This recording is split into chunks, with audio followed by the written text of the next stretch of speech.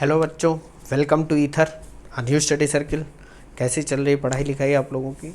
आशा करता हूँ कि अच्छी ही चल रही होगी। इससे लास्ट वाला लेक्चर जो बच्चों था उसमें हम लोगों ने वेक्टर में स्केलर प्रोडक्ट या डॉट प्रोडक्ट के बारे में पढ़ा था बच्चों।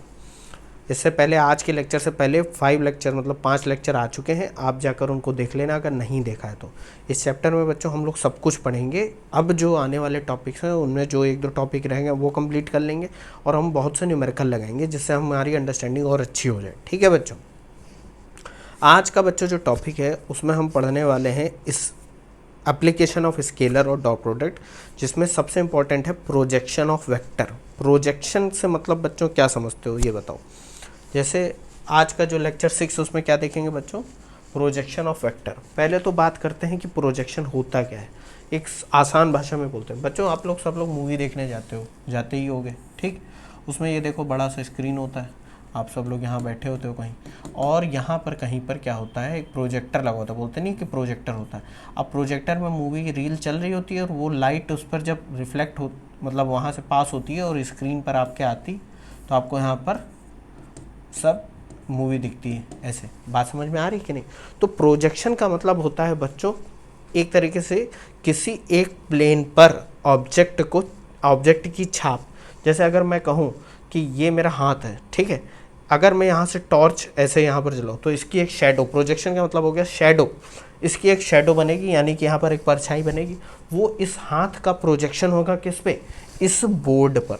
उसी तरह बच्चों कई बार हमें फिजिक्स में वेक्टर्स के प्रोजेक्शन की ज़रूरत पड़ती है। अब पहले मैंने फिर कहा कि इस चैप्टर में हम एज अ मैथमेटिक्स चीज़ें पढ़ेंगे, तो पहले ये जान ले कि प्रोजेक्शन होता क्या है और इसको निकालते कैसे। एप्लीकेशन जो आने वाले चैप्टर्स हैं जहाँ पर इसको यूज़ करेंगे हम, जैसे कि आपका मोशन में यूज़ होगा और आपका ये इलेक्ट्रिक फील्ड में यूज़ होगा, लाइट ऑप्टिक्स में यूज़ होगा, बहुत जगह इसका यूज़ हो सकता है। ठीक, तो आपके पास दो वेक्टर क्वांटिटी हैं। कौन कौन सी हैं? मान लो एक वेक्टर क्वांटिटी ए है और एक वेक्टर क्वांटिटी बी है, यानी कि दो वेक्टर हैं बेसिकली आपके पास, ए और बी। और मैं आपसे कहूं कि एक वेक्टर ए था जो कि बी, ये जो देख रहा है ओ बी, ये एक वेक्टर है और ये एक वेक्टर है ओ ए बी से एंगल बना रहा है थीटा। अब मैं कहूं ए का प्रोजेक्शन बी पे निकालो, यानी ए की छाप। अब प्रोजेक्शन का मतलब क्या है भाई? आप यहाँ से टॉर्च लगा दो, मतलब एक आसान भाषा में समझने का मतलब है यहाँ से टॉर्च लगाओ, ये टॉर्च की लाइट जो इस पे पड़ेगी तो इसका एक प्रोजेक्शन इस पे बनेगा, मतलब कि आप इसको ऐसे गिरा दो। एक तरीके से बेसिकली पता है बच्चों प्रोजेक्शन क्या है? आप पढ़ चुके हो इस चीज़ को। प्रोजेक्शन यानी कि कंपोनेंट, ए का कंपोनेंट बी की डायरेक्शन में। ठीक, अब आप कहोगे सर ये टॉर्च जला रहे हो, इसका मतलब आप असली में टॉर्च वहाँ नहीं जल रही। मैं आपको समझाने के लिए, वेक्टर तो एक फिजिकल क्वांटिटी, कोई भी फोर्स भी, और फोर्स के ऊपर टॉर्च लगाने का क्या मतलब है? मतलब मैं समझाने के लिए बता रहा हूँ कि यहाँ पर अगर आप ऊपर से देखो तो ऊपर से देखने पे अगर एक ये वेक्टर मान लो इस डायरेक्शन में है तो ऊपर से देखने पे एक लाइन इसकी ड्रॉ होगी। उस लाइन को अगर हम बोल दें पी, ये देखो पी दिख रहा है, जिसकी डायरेक्शन कहाँ होगी? बी की डायरेक्शन में। ये जो स्मॉल बी वेक्टर है इसकी डायरेक्शन। तो किसी प्रोजेक्शन की डिफिनीशन क्या होती है ये समझते हैं। पहले मैं बोलता हूं, आप ध्यान से सुनिए। The projection of a vector A on a vector B is a vector P in the direction of B. बात समझे? किसी वेक्टर ए का जो बी पे प्रोजेक्शन होता है वो एक वेक्टर पी होता है जिसका मैग्नीट्यूड है बच्चों कितना होगा? इस पी का मैग्नीट्यूड बच्चों यही तो होगा। जरा देखो, ए कॉस थीटा। कहोगे सर ये कैसे हो गया? अरे भाई देखो, मैंने कहा प्रोजेक्शन का मतलब ही है कंपोनेंट निकालना। ए का कंपोनेंट बी की डायरेक्शन में, तो ए कॉस थीटा, इसको गिरा दो बी पर तो ए कॉस थीटा आएगा, वही वेक्टर है पी। यानी कि आप पूरी डिफिनीशन बोलते हैं, the projection of a vector A on a vector B is a vector of magnitude A cos theta, that is vector P in the direction of vector B, small B. बात समझ गए? अब मेरी बात ध्यान से समझना, यहाँ थीटा देखने में ही लग रहा है कि 0 से 90 डिग्री के बीच में है। भाई 90 तो बना नहीं रहा, ये 90 डिग्री तो बना नहीं रहा, उससे कम है यानी एक्यूट है। अब इसकी डायरेक्शन बी होगी या बी से अपोजिट होगी? जैसे मैंने बोला कि in the direction of B, ये पूरा सेंटेंस मैंने गलत बोल दिया, इसमें एक बीच में और भी लगाओ।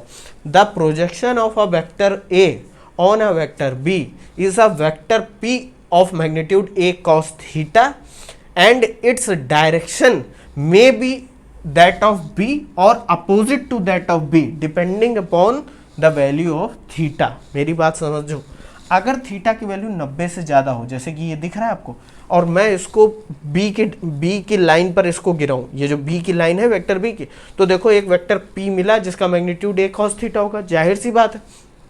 लेकिन इसकी डायरेक्शन कहाँ है, देखो बी इस डायरेक्शन में जा रहा है, ये किस डायरेक्शन में जा रहा है, उस डायरेक्शन में।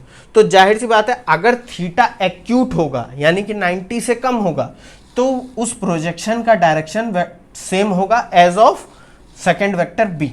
अगर वेक्टर का डायरेक्शन 90 से ज़्यादा है, मतलब कि जो जिसका भी आपको प्रोजेक्शन निकालना है वेक्टर ए का, तो उसका direction opposite to that of vector B, यानी कि उसके अपोजिट डायरेक्शन में होगा। ये आपको दिख भी रहा होगा, इसको जब आप यहाँ पर ऐसे गिराओगे तो ये देखो इस डायरेक्शन में जा रहा है वेक्टर बी इस डायरेक्शन में। उसी तरह अगर यहाँ पर एंगल कितना है, 90 से 180 के बीच में, ये 90 है, इसके बीच में कोई भी एंगल हो सकता है। बात समझ रहे हो कि नहीं। अब ये तीसरा केस आ जाओ। तीसरा केस क्या है कि वैल्यू कितनी है, 180 टू 270 के बीच में है, यानी कि ये थीटा देखो पूरा 180, इससे कुछ ज़्यादा, लेकिन 270 से कम। तो देखो फिर से वही बात आ गई, जब इसको आप गिराओगे ऐसे बी पे तो देखो एक वेक्टर पी मिलेगा जिसकी डायरेक्शन बी से अपोजिट डायरेक्शन में। बात समझ गए, यानी कि ये एंटी पैरेलल है। अब चौथा केस क्या है कि ये जो वेक्टर ए है इसकी डायरेक्शन है 270 से 360 के, यानी 270 और 360 के बीच का एक एंगल है। ये देखो घूम क्या रहा है, ये 270 से ज़्यादा है लेकिन 360 से कम है, उसी के किसी बीच का एंगल। तो यहाँ पर जब आप इसको इस पे प्रोजेक्ट करोगे तो देखो किस डायरेक्शन में प्रोजेक्ट होगा, ये देखो पीला वाला येलो वाला वेक्टर दिख रहा है पी, ये बी की ही डायरेक्शन में। तो ये 4 केसेस आपको समझ गए। तो 2 ही केस हो सकते हैं इन चारों को मिलाकर, अगर ओवरऑल देखा जाए तो या तो बी की डायरेक्शन में होगा वेक्टर या बी की अपोजिट डायरेक्शन में होगा। इन 2 केसेस में बी की डायरेक्शन में है, इन 2 केसेस में बी के अपोजिट डायरेक्शन। समझ गए। तो प्रोजेक्शन का सीधा सीधा अगर मैं आसान भाषा में आपको कहूँ कि क्या होता है, तो आसान भाषा में भाई प्रोजेक्शन का मतलब कंपोनेंट ही होता है। अगर आपसे कह दूं कि मैं ए का प्रोजेक्शन निकालो बी पर, तो आप खाली ए कॉस थीटा ले लोगे, सिंपल सा काम है। लेकिन दिक्कत बच्चों यहाँ पर कब आती है, मैं बताता हूँ। दिक्कत तब आती है जब आपको वेक्टर यूनिट वेक्टर के फॉर्म में दे रखे हो, मतलब अगर थीटा ना दे रखा हो तब आप क्या करोगे वो मैं देखता हूं। कैसे बच्चों, यहां पर देखो क्या पॉइंट है, ऑब्जर्वेशंस रिगार्डिंग प्रोजेक्शन। देखो अब आपको बिल्कुल कंफ्यूजन नहीं होगा, आप सब समझ जाओगे कैसे। पहला पॉइंट क्या है कि किसी वेक्टर ए का प्रोजेक्शन वेक्टर बी में अगर मैथमेटिकली देखा जाए तो क्या होगा, वेक्टर ए का डॉट प्रोडक्ट। अब देखो डॉट प्रोडक्ट यूज हो गया, डॉट प्रोडक्ट किससे, वेक्टर बी के यूनिट वेक्टर से। देखो ये है वेक्टर बी, यहाँ एरो लगा हुआ है, वेक्टर ये क्या है, यूनिट वेक्टर। और यूनिट वेक्टर आप जानते हो कैसे डिफाइन होगा, unit vector B in the direction of B क्या होगा, वेक्टर बी अपॉन में इसका मैग्नीट्यूड, यही तो होगा। अब आप कहोगे सर वो तो बात ठीक है, लेकिन इसका मतलब क्या है। देखो मैंने फिर से कहा था कि मैथमेटिक्स कहीं भी लिखी हो उसका कुछ फिजिकल सिग्निफिकेंस होता है, वो भले हमको समझाया ना जाए। इसका मतलब बच्चों ये है कि मैंने आपको पहले भी बताया था कि यूनिट वेक्टर का सिर्फ एक ही काम होता है, वो क्या होता है, डायरेक्शन। तो जब आप डॉट प्रोडक्ट लोगे तो उसका मतलब पता है क्या है, मैंने डॉट प्रोडक्ट की एक डिफिनीशन बताई थी। क्या बताई थी, it is the product of magnitude of one vector into magnitude of component of other vector in the direction of first vector. यानी कि अगर ये है ए और ये है वेक्टर बी, तो ए डॉट बी बच्चों क्या करते थे, ए डॉट बी होता था ए बी कॉस थीटा। इसका मतलब magnitude of one vector into scalar component of other vector in the direction of the first vector. इससे पहले वाले वीडियो में मैंने ये बताया। अब देखना अगर इसके बीच का एंगल है तो ए डॉट बी बच्चों क्या होता है, ए बी कॉस थीटा। इसका मतलब क्या हो गया, अगर मैं b cos थीटा को एक साथ ले लूं या a cos थीटा को एक साथ ले लूं तो ये क्या हो जाएगा, a cos theta into B, a cos theta into B. इसका मतलब क्या हुआ, a cos थीटा किस डायरेक्शन में, b डायरेक्शन में। तो डॉट प्रोडक्ट की डेफिनेशन क्या कहती है, it is the product of magnitude of one vector into the component of other vector in the direction of the first vector, यानी कि वेक्टर बी। तो यहां पर हमको ए का प्रोजेक्शन बी पर निकालना। तो देखो ए का तो हम मैग्नीट्यूड ले लेंगे, ए का प्रोजेक्शन है ना, तो जिसका प्रोजेक्शन निकालना उसका मैग्नीट्यूड, यानी ए कॉस थीटा। लेकिन बच्चों ये तो तब निकालोगे ना थीटा जब दे रखा होगा। अगर मान लो ये यूनिट वेक्टर के फॉर्म में दे रखे होंगे तब आपको ये सॉल्व करना पड़ेगा। अब कहोगे सर ये आया कैसे, देखो बच्चों बहुत सिंपल है। आपको मैग्नीट्यूड तो ये पता चल जाएगा a cos थीटा से, लेकिन इसको देख के ये जान नहीं पाओगे कि ये डायरेक्शन क्या है। तो डायरेक्शन के लिए हमने क्या कर दिया, डॉट प्रोडक्ट ले लिया, किससे, b की डायरेक्शन से, b से नहीं, वेक्टर b से डॉट प्रोडक्ट मत ले लेना, क्योंकि हमको एक्चुअली में डॉट प्रोडक्ट नहीं लेना, हमको b की सिर्फ डायरेक्शन लेनी है। और मैंने पहले भी बार बार कह रहा हूं कि यूनिट वेक्टर का मतलब ही होता है डायरेक्शन बताना। तो हमने a का डॉट प्रोडक्ट किससे ले लिया, b की डायरेक्शन से, यानी b के यूनिट वेक्टर से। तो ये हो गया projection of a on b पर। तो इसको कैसे लिखेंगे बच्चों, b को क्या लिख सकते हो, वेक्टर ये b कैप को लिख सकते हो vector b upon magnitude of b, और इस डॉट को एक साथ ले लो तो ये हो जाएगा a dot b upon magnitude of b। और आपको पता है कि a डॉट b क्या होता है, magnitude of a into magnitude of b cos theta, यही तो होता है। तो जब इसकी वैल्यू उसमें रखोगे तो b कैंसिल हो जाएगा, a कॉस थीटा आ जाएगा, क्योंकि ऐसे लिखो या खाली a लिख दो बात एक ही होती है। कह दोगे सर इतनी कहानी बता दी, डायरेक्ट थीटा और ए हो तो हम कंपोनेंट निकाल दें, वही तो प्रोजेक्शन होता है। प्रोजेक्शन का मतलब क्या है, इसको इस पे गिरा दो दूसरे वेक्टर पे, बात एकदम सही है। लेकिन थीटा नहीं दे रखा होगा, मान लो आई जे के फॉर्म में दे रखे, तब आपको ऐसे सॉल्व करना पड़ेगा। तो बहुत सिंपल है बच्चों, एक वेक्टर जिसका प्रोजेक्शन निकालना हो और दूसरा वेक्टर जिस पर निकालना हो, projection of A on B, यानी किस पर, बी पर, तो बी का यूनिट वेक्टर ले लो और दोनों का डॉट प्रोडक्ट ले लो। मतलब कहने का मतलब है, अगर मैं आपसे जस्ट इसका उल्टा कह दूं, क्या उल्टा कह दूं, projection of vector B on A, वो क्या होगा बच्चों, देखो यहां डायग्राम से तो आपको तुरंत पता चल जाएगा, आप समझ जाओगे। अभी ये वेक्टर a है, ये थीटा एंगल बना रहा है, तो इसका प्रोजेक्शन बच्चों क्या होगा, b cos थीटा, जाहिर सी बात है, सिंपल सा b cos थीटा, आप तुरंत निकाल के धर दोगे। लेकिन अगर मान लो यूनिट वेक्टर नोटेशन में, तो क्या होगा, प्रोजेक्शन ऑफ किसका, b का, किस पर, a पर गिराना है, तो a का डायरेक्शन, मतलब जिस पे आपको इसको गिराना है या जिस पर प्रोजेक्शन लेना है उसकी डायरेक्शन होनी चाहिए। तो डायरेक्शन हम a की ले लेंगे, यानी कि a कैप, तो ये हो जाएगा b डॉट, इसको लिख लो vector a upon magnitude of vector a, और इसको फिर अगर हम ऐसे लिखें b dot a upon magnitude of a, तो मैग्नीट्यूड ऑफ a जब इसकी वैल्यू रखोगे तो ये आ जाएगा आपका क्या बच्चों, b cos थीटा। देखो आ गया कि नहीं आ गया, मतलब कि जैसे a ऑन b था वैसे b ऑन a भी आ गया। a ऑन b क्या था, a डॉट b कैप, और b ऑन a क्या हो जाएगा, b डॉट a कैप। बात समझ गए, ये बच्चों एक बेसिक सा नियम था, ये आप देख लो एक बार। फिर मैं नीचे वाला एक पॉइंट समझाता हूँ, बहुत आसान है, वो समझ जाओ। इससे नेक्स्ट वाला जब मैं बच्चों वीडियो बताऊंगा उसमें मैं बहुत सारे क्वेश्चन लगाऊंगा, तो आपको सब और क्लियर हो जाएगा। अभी आप समझ जाओ, बहुत सिंपल सा है बच्चों, ज़्यादा दिमाग नहीं लगाना है। इसको देख लो एक बार, फिर मैं सेकेंड वाला पॉइंट आपको इससे और ज़्यादा समझ में आ जाएगा। देखो बच्चों दूसरा पॉइंट क्या है, दूसरा पॉइंट कह रहा है कि अगर दो वेक्टर के बीच का एंगल 0 डिग्री है, मतलब कि दोनों वेक्टर पैरेलल हैं, तब अगर हमें वेक्टर a का वेक्टर a पर ही, यानी कि वेक्टर a का वेक्टर a पर ही अगर जो प्रोजेक्शन होगा वो क्या होगा, वेक्टर a ही होगा। अब आप कहोगे सर ये क्या बोल रहे हो, देखो मेरी बात समझो, कहने का मतलब है, कह रहा है if theta is equal to 0 degree then the projection vector of a will be a itself, and if theta is equal to 180 degree then the projection of a will be minus a। कहोगे sir ऐसा कैसे हो गया, देखो समझते हैं। ये vector b था, ठीक है, हमको a का प्रोजेक्शन लेना है इस वेक्टर पर, तो अगर a भी इसी डायरेक्शन में है तो यहां से अगर आप यहां पे मान लो टॉर्च, मैं टॉर्च का एग्जांपल पता है क्यों बच्चों देता हूं, इससे थोड़ा समझ में आ जाता है, मेरे मतलब एक विजुअलाइज होने लगता है कि अगर ये लाइन ऐसे थी और ऊपर से देखेंगे तो जाहिर सी बात है जो लाइन बनेगी नीचे वो इसकी ओरिजिनल लेंथ से छोटी होगी, लेकिन अगर ये लाइन सेम ही डायरेक्शन में तो ऊपर से देखने पे उतनी ही दिखेगी। तो अगर a और b के बीच का एंगल 0 डिग्री है तो जो a का प्रोजेक्शन b पे होगा वो पूरा a ही होगा कि नहीं होगा, उसका मैग्नीट्यूड कितना होगा, a। लेकिन अगर a का एंगल b से 180 डिग्री यानी अपोजिट डायरेक्शन में, तो जब इसको गिराओगे b पर तो जाहिर सी बात है पूरा वेक्टर ही गिरेगा, यानी मैग्नीट्यूड इसका कितना हो जाएगा, अब -a वेक्टर आ जाएगा। -a वेक्टर क्यों, क्योंकि अपोजिट डायरेक्शन में चला जाएगा और मैग्नीट्यूड इसका क्या होगा, a। मैग्नीट्यूड तो वही होगा, बस माइनस इसलिए क्योंकि अपोजिट डायरेक्शन में चला जाएगा। बात में यहाँ पर वही बात कही जा रही है कि अगर दो वेक्टर्स के बीच का एंगल 0 डिग्री है तो एक का प्रोजेक्शन दूसरे पर वही वेक्टर होता है। क्यों होगा? जाहिर सी बात है, क्योंकि ये एंगल नहीं बना रहा है। एंगल नहीं बना रहा है तो पूरा लेंथ उसी पर आ जाएगी। देखो, ये अगर एंगल बना रहा होता तो ये लेंथ थोड़ी छोटी होती, अगर ऐसे एंगल होता मान लो, तो ये जो लेंथ होती, ये जाहिर सी बात है। अगर हम यहाँ पर एक बात आपको बताता हूँ मैं, बहुत सिंपल सी बात है। देखो, ये मान लो एक लेंथ है ए और ये है लेंथ एक बी। अगर ये थीटा कुछ होता तो जाहिर सी बात है जो प्रोजेक्शन करते हैं वो कुछ वैल्यू कम आती बी से।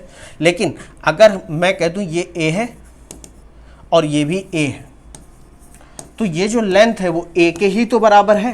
देखो देखो, ये बहुत कॉमन सी बात है। और यहाँ ए एक एंगल बना रहा था तो ये जो वैल्यू थी, ये जाहिर सी बात है कि इस वैल्यू से कुछ कम ही होगी कि नहीं, क्योंकि कॉस थीटा की वैल्यू क्या होती है, 1 से कम ही होगी या 1 के बराबर होगी। तो जब थीटा 0 होगा तो ए कॉस थीटा प्रोजेक्शन होता है। देखो कैसे है, मैथमेटिकली भी देख लेते हैं। प्रोजेक्शन क्या होता है, ए कॉस थीटा, तो कॉस 0 की वैल्यू क्या होगी, 1, तो प्रोजेक्शन हो गया ए। और अगर थीटा 180 डिग्री हो यानी अपोजिट डायरेक्शन में हो तो ए कॉस 180 की वैल्यू कितनी होगी बच्चों, माइनस ए हो जाएगी कि नहीं। दोनों ही केसेस आपको समझ में आ गए होंगे। ये देखो कि अगर सेम डायरेक्शन में है ए और बी, थीटा 0 डिग्री है तो प्रोजेक्शन ए ही होगा, वेक्टर ए। और अगर अपोजिट डायरेक्शन में तो क्या हो जाएगा, माइनस का वेक्टर। ये दिख भी रहा होगा आपको, इसको देख लिया हो तो आगे बढ़े। बहुत सिंपल है बच्चों, ये मैं बता चुका हूँ, प्रोजेक्शन ऑफ बी ऑन ए। ठीक है। हाँ, एक तीसरी चीज़ बच्चों समझ लेते हैं। ये बच्चों यहाँ से भी देखो तो सब कुछ समझ में आ जाएगा कि अगर दो वेक्टर के बीच का एंगल 90 डिग्री है या 270 डिग्री, ये π/2 का मतलब क्या होता है बच्चों, 180/2। 180 का मतलब 90 डिग्री, ये तो पता ही होगा ना। और यहाँ पर 3π/2 का मतलब क्या हो गया, 3 × 180/2, तो कितना हो जाएगा, 270 डिग्री। यानी कहीं ना कहीं कहने का मतलब ये है बच्चों कि अगर दोनों वेक्टर आपस में परपेंडिकुलर हो, मतलब कि ये एक वेक्टर बी था, ये एक वेक्टर ए है और बीच का एंगल कितना है, 90 डिग्री। यहाँ पर ये एक वेक्टर बी है और ये वेक्टर ए है, तो ये एंगल कितना हो गया, 3π/2 यानी 270। या यहाँ से अगर देखो तो ये भी 90 डिग्री हो गया। अब अगर मैं कहूँ ए का प्रोजेक्शन बी पे निकालो, तो जरा ध्यान से, अगर आप यहाँ से देखना स्टार्ट करो, ऐसे मान लो आप ऐसे देख रहे हो यहाँ पर, ठीक है, तो जाहिर सी बात है जब देखोगे तो ये लाइन इस पर नहीं दिखेगी, आपको एक पॉइंट दिखेगा। यहाँ पर दिखेगा कि नहीं दिखेगा। उसी तरह यहाँ पर जब आप देखना स्टार्ट करोगे तो यहाँ पर एक पॉइंट दिखेगा, तो हम कह देंगे कि प्रोजेक्शन क्या होगा, 0। क्यों 0 होगा भाई, कोई लाइन तो दिखी नहीं, कोई डायरेक्शन नहीं दिखा, कुछ नहीं दिखा, किस डायरेक्शन। तो जब भी दो वेक्टर्स के बीच का एंगल 90 डिग्री होगा, उनका प्रोजेक्शन क्या होगा, 0। अब देखो, ये तो मैंने विजुअलाइज करने के लिए आंख और ये सब नयन बनाए हैं, आप ऐसे भी समझ सकते हो। a cos 90 कितना होगा, 0, क्योंकि cos 90 कितना होता है, 0 होता है। ये बहुत सिंपल सा था, ये देख लो आप।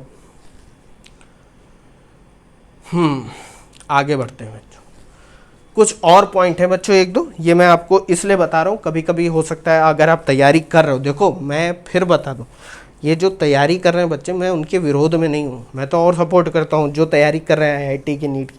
बस मेरा पॉइंट ये है कि सिर्फ वही सब दिमाग में भर के मत पढ़ाई करो, ठीक है। इतनी इंटरेस्टिंग चीज़ें उनको पढ़ो, अभी और मज़ा आएगा जब हम मोशन पढ़ेंगे, जब हम न्यूटन्स लॉज ऑफ मोशन पढ़ेंगे, थर्मोडायनेमिक्स पढ़ेंगे, बहुत अच्छी फिजिक्स, ठीक है। अब देखो अलग अलग पॉइंट क्या है, for any two vectors A and B, ये बातें हमेशा ध्यान रखनी है बच्चों। ए डॉट बी का जो मैग्नीट्यूड होगा, मतलब कि ए डॉट बी, भाई जाहिर सी बात है एक स्केलर क्वांटिटी आएगी। अब स्केलर क्वांटिटी आएगी तो वो पॉजिटिव भी हो सकती है, यानी एक पॉजिटिव नंबर भी हो सकता है, एक निगेटिव नंबर भी हो सकता है। यानी मान लो +5 आ गया या -5 आ गया, तो हमको सिर्फ 5 से मतलब है, तो 5 से मतलब है तो यानी उसका मैग्नीट्यूड, ये वैल्यू हमेशा लेस देन इक्वल टू होगी उन दोनों वेक्टर के सेपरेट मैग्नीट्यूड से। यानी कि वेक्टर ए का मैग्नीट्यूड वेक्टर बी के मैग्नीट्यूड का मल्टीप्लिकेशन जो होगा वो हमेशा इससे ज़्यादा होगा या बराबर होगा। अब आपको कि सर ऐसा क्यों, ऐसा इसलिए बच्चों क्योंकि हम जानते हैं ए डॉट बी क्या होता है, ए डॉट बी होता है ए बी कॉस थीटा। अब जाहिर सी बात है कि कॉस थीटा की वैल्यू मैक्सिमम कितनी होती है, 1, बाकी जितनी वैल्यू होती है 1 से कम होती है, यानी कॉस थीटा का मैग्नीट्यूड क्या होगा, लेस देन इक्वल टू 1 होगा।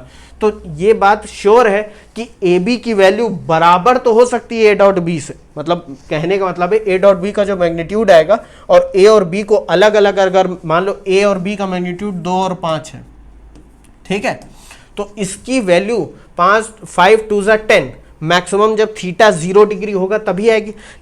10 से ज़्यादा नहीं हो सकती। बात समझ रहे हो? मतलब कहने का मतलब है कि अगर मैं एक वेक्टर ए दे दूं जिसका मैग्नीट्यूड 2 है और एक वेक्टर बी दे दूं जिसका मैग्नीट्यूड 5 है, तो ये बहुत सिंपल सी लाइन बोल रहा है कि भाई मल्टीप्लाई जब करोगे, इनका डॉट प्रोडक्ट जब लोगे तो उसकी मैक्सिमम वैल्यू 10 ही आ सकती है, 10 से ज़्यादा नहीं आ सकते हो। ये तो जाहिर सी बात है कि कॉस की मैक्सिमम वैल्यू 1 ही होती है, तो ए बी कॉस थीटा में जब कॉस 1 होगा तभी मैक्सिमम वैल्यू होगी। अगर ये 1 से ज़्यादा हो सकती होती तो ये वैल्यू, ये जो इनइक्वालिटी है ये होल्ड ना करती। लेकिन यहाँ पर हम जानते हैं कि इन दोनों को अलग अलग मल्टीप्लाई करने पे जो वैल्यू आएगी वो या तो ए डॉट बी से ज़्यादा होगी या बराबर होगी। बात समझ रहे? यानी ए डॉट बी की वैल्यू इससे ज़्यादा कभी नहीं हो सकती, 10 से ज़्यादा नहीं हो सकती। बात समझ में आ रही कि नहीं? इसको बोलते हैं बच्चों कॉची श्वार्ट्ज इनइक्वालिटी, कहीं पर कॉची श्वार्ट्ज इनइक्वालिटी। ठीक है, ये आपको बुक में देख, अब ये कह दो सर ये इतना कठिन कठिन ये मैथमेटिशियंस के नाम है बच्चों, उन्हीं के नाम पे दे दी गई, उन्होंने ऑब्जर्व करा होगा तो उन्होंने दे दिया। ए डॉट बी जो वेक्टर है उनकी जो मैग्नीट्यूड है वो लेस देन इक्वल टू होगा उनके सेपरेट मैग्नीट्यूड के मल्टीप्लिकेशन। उसका रीज़न क्या होता है? क्योंकि ए डॉट बी होता है ए बी कॉस थीटा, और कॉस थीटा की मैक्सिमम वैल्यू 1 ही होगी, तो A dot B is equal to A B.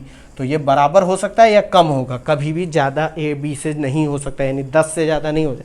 वो एग्जाम्पल के तौर पे बता रहा हूँ। दूसरा पॉइंट बच्चों क्या है, इसको ट्राइंगल इनइक्वालिटी बोलते हैं। क्यों बोलते हैं वो भी मैं बता दूंगा अभी, कि अगर दो वेक्टर को हमने जोड़ दिया तो उनका जो मैग्नीट्यूड अगर एक साथ ले लें वो लेस देन इक्वल टू होगा उनके सेपरेट मैग्नीट्यूड के सम से।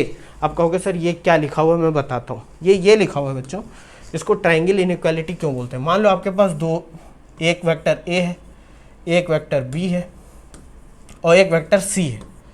ठीक है, सी है। अब मैं कहूँ आप इससे ट्राइंगल बनाओ, तो ट्राइंगल बच्चों तभी बन सकता है इन तीनों वेक्टर से जब ए और बी का मैग्नीट्यूड जो है, ए और बी का जो मैग्नीट्यूड है वो मिलाकर सी के मैग्नीट्यूड से ज़्यादा हो, सी के मैग्नीट्यूड से ज़्यादा हो। यानी कि सी है आपका ए प्लस बी अगर है, मतलब ए प्लस बी को आपने जोड़ दिया, ए प्लस बी ने आपने ए और वेक्टर बी को जोड़ दिया, कहने का मतलब है ए को खींचा बी को खींचा, और अगर सी आपका ए प्लस बी इससे ज़्यादा हो गया तो इनको मिलाने पर कभी ट्राइंगल नहीं बनेगा, ये हमेशा ओपन रह जाएगा। देखो ये ओपन रह जाएगा, ये ए है, ये बी है, ये सी है। अगर ए प्लस बी सी से कम हुआ तो ये पॉइंट यहाँ आकर कभी मिल ही नहीं पाएगा। बात समझो, अगर इन दोनों की लेंथ जोड़ने पर भी सी से छोटी आ रही है तो हम क्या कहेंगे, ये पॉइंट कभी मिल ही नहीं पाएगा और ये ट्राइंगल बनेगा नहीं। इसीलिए ट्राइंगल की एक प्रॉपर्टी होती है कि दो साइड्स का सम किसी ट्राइंगल के हमेशा तीसरी साइड के सम से ज़्यादा होता है या बराबर हो सकता है। बात समझ में आ रही है कि नहीं? तो यहाँ पर वही लिखा हुआ है। अगर कोई वेक्टर ए प्लस बी है, क्योंकि ये तो एक नया वेक्टर आ जाएगा ना, ए और बी को इसको मिला दिया, मान लो सी है, ए और बी को जोड़ने पे एक सी आ रहा है, इसका मैग्नीट्यूड हमेशा लेस देन इक्वल टू होगा वेक्टर ए और वेक्टर बी के सेपरेट सम्स। क्यों होगा? क्योंकि हमने ट्राइंगल से देख लिया इसलिए होगा। मान लो वेक्टर सी ऐसा वेक्टर होता जो दोनों को मिला के बनता, ए और बी, मतलब ए होता 2 बी होता 5, तो ए प्लस बी कितना हो जाता 7, यानी सी एक वेक्टर 7 होता, और इस 7 की वैल्यू ए और बी से भी ज़्यादा होती, सेपरेट सम से ज़्यादा होती, तो जाहिर सी बात है ट्राइंगल नहीं बन पाता। इसलिए इसको बोलते हैं ट्राइंगल इनइक्वालिटी। आपको ध्यान बस इतना रखना है बच्चों कि अगर दो वेक्टर को जोड़ दिया आपने और उनका मैग्नीट्यूड ले लिया तो उनके सेपरेट मैग्नीट्यूड के जोड़ से वो हमेशा कम होगा या बराबर होगा। बहुत सिंपल सी बात है बच्चों, थोड़ा सोचना इस पर। ट्राइंगल इनइक्वालिटी मैंने बता दी है, इसलिए सब ऐसा होता है। तीसरा क्या है बच्चों, ये पॉइंट थोड़ा आपके दिमाग में रहना चाहिए क्योंकि इस पर क्वेश्चन भी आ जाते हैं कि अगर 3 पॉइंट हैं, मान लो एक्स वाई जेड प्लेन पे 3 पॉइंट हैं ए बी सी, और आपको पता करना हो कि ये कोलिनियर होंगे कि नहीं, तो आप अगर ट्राइंगल इनइक्वालिटी को यूज़ करें तो उससे भी बता सकते हैं कि ये कोलिनियर होंगे। मतलब कोलिनियर का मतलब ये एक ही लाइन में, यानी कि ये ए है, ये बी है, ये सी है, ये सब एक ही लाइन में है। तो ये कैसे पता करोगे एक ही लाइन में है? ये पता करेंगे इनइक्वालिटी से। इनइक्वालिटी में अगर देखो ये इक्वल टू का भी साइन है, तो अगर इक्वल टू हो जाए तो ये जो तीनों पॉइंट हैं ये कोलिनियर हो जाएंगे। क्यों? क्योंकि होगा क्या, वो मैं अभी आपको फिजिकली दिखाऊंगा कि वेक्टर ए सी अगर वेक्टर ए बी के मैग्नीट्यूड और वेक्टर बी सी के मैग्नीट्यूड के सम के बराबर हो जाए तो ए बी सी कोलिनियर हो जाएंगे। अब कहोगे सर कैसे? बात समझते हैं। मान लो अभी सिर्फ मैं एक्स वाई प्लेन ले रहा हूँ, मतलब 3 डायमेंशन में नहीं है। ये पॉइंट है, एक पॉइंट है ए एक पॉइंट है बी और एक पॉइंट है सी। बात समझिए, इनके कुछ कोऑर्डिनेट होंगे। अब मैं कहूँ अगर आपको चेक करना हो कि भाई ये बताओ ये कोलिनियर है कि नहीं, तो एक बहुत आसान तरीका है बच्चों। क्या तरीका है कि जाहिर सी बात है कि अगर ये कोलिनियर होंगे तो जो सबसे पहला पॉइंट और जो सबसे लास्ट वाला पॉइंट होगा उसकी जो लेंथ होगी वो बीच वाले दो पॉइंट को मिलाने वाली लेंथ के बराबर होगी, मतलब सम के बराबर होगी। यानी कि कह सकते हैं कि AC की वैल्यू जो होगी, AC की वैल्यू वो AB और BC की वैल्यू के सम के बराबर होगी कि नहीं, तभी ये कोलिनियर होंगे। मान लो यहाँ A यहाँ होता, B यहाँ होता, C यहाँ होता, तब ये चीज़ ना होती, क्योंकि AB और BC जब जोड़ते तो वो AC से ज़्यादा आ जाता, क्योंकि ये तो ट्रायंगल इनइक्वालिटी है। बात समझ रहे हो कि नहीं? ये अगर A है, ये B है, ये C है, अगर AB और BC जोड़ते इस केस में तो वो AC से ज़्यादा आता, क्योंकि इसको खोल के जरा ऐसे खींचो। देखो अगर हम AB और AC को जोड़ दें, AB और AC को जोड़ दें, तो देखो ये इसको खोलने पर ये वैल्यू जो आएगी, मतलब इसको ऐसे उठाया और ऐसे खोल दिया, ये AC से ज़्यादा आएगी कि नहीं आएगी? लेकिन तब तो ट्रायंगल बन जाएंगे, तब कोलिनियर नहीं होगा। तो कोलिनियर के लिए एक बेसिक कंडीशन है कि अगर 3 पॉइंट है तो पहला और आखिरी पॉइंट के बीच की जो दूरी होगी वो बीच वाले 2 सेगमेंट के सम के बराबर होगी, क्योंकि बीच में, और ये कोई ज़रूरी नहीं है बच्चों कि यहाँ पर A यहीं पर हो, C यहीं पर, कोई भी मान लो ये कॉम्बिनेशन है BAC, तो BC की वैल्यू किसके बराबर होनी चाहिए? BA प्लस AC होनी चाहिए कि नहीं? BC की वैल्यू BA प्लस है। इससे हम चेक कर लेंगे कि ये पॉइंट कोलिनियर यानी एक ही लाइन में आ रहे हैं कि नहीं आ रहे। यहाँ पर मैंने बच्चों ABC ऑर्डर इसलिए ले लिया है क्योंकि यहाँ पर इनके कोऑर्डिनेट्स दे रखे होंगे, तो उस पर जब मैं न्यूमेरिकल लगाऊंगा वो आपको समझ में आ जाएगा। क्योंकि ये OA एक पोजीशन वेक्टर होगा, मतलब कि A पॉइंट की पोजीशन पता चल जाएगी, B की पोजीशन पता चल जाएगी, C की पोजीशन पता चल जाएगी, और तब हमको पता करना है कि ये तीनों पॉइंट लाइन में है कि नहीं है। वो मैं न्यूमेरिकल लगाऊंगा तब समझ जाओगे। ठीक है बच्चों, या आप समझ गए हो सब? ठीक है। अब देखो बच्चों, इतना सब हम लोग जान गए, ठीक, प्रोजेक्शन के बारे में जान गए हम लोग, और कुछ प्रॉपर्टीज़ के बारे में जान गए। जब मैं नेक्स्ट क्लास में आऊँगा तो कुछ न्यूमेरिकल आपसे लगवाऊँगा, कुछ न्यूमेरिकल मैं भी लगाऊँगा, तब आपको बहुत क्लियरली समझ में आ जाएगा कि हाँ ऐसा कुछ होता है, प्रोजेक्शन क्यों यूज़ करते हैं, डॉट प्रोडक्ट क्यों यूज़ करते हैं, वेक्टर प्रोडक्ट क्यों यूज़ करते हैं, सब समझ में आ जाएगा। टेंशन नहीं लेनी बच्चों, बहुत कुछ हम लोगों ने पढ़ लिया है वेक्टर में। अब ज़्यादा नहीं बचा है, 3-4 लेक्चर और होंगे, जिसमें 1 ही 2 लेक्चर ऐसे हैं, maybe I think 1 lecture है जिसमें वेक्टर प्रोडक्ट के बारे में पढ़ेंगे। बाकी आपका जो भी लेक्चर है वो न्यूमेरिकल सिर्फ हम लोग सॉल्व करेंगे। ठीक है बच्चों, बीच में मैंने कुछ छोटे छोटे न्यूमेरिकल लगवाए थे ताकि आपको समझ में आ जाए, वो सिर्फ समझाने के लिए। मेन जो हम लोगों को सॉल्व करना है वो हम बाद में लगाएंगे। ठीक है बच्चों, थैंक यू, मिलते हैं नेक्स्ट वीडियो।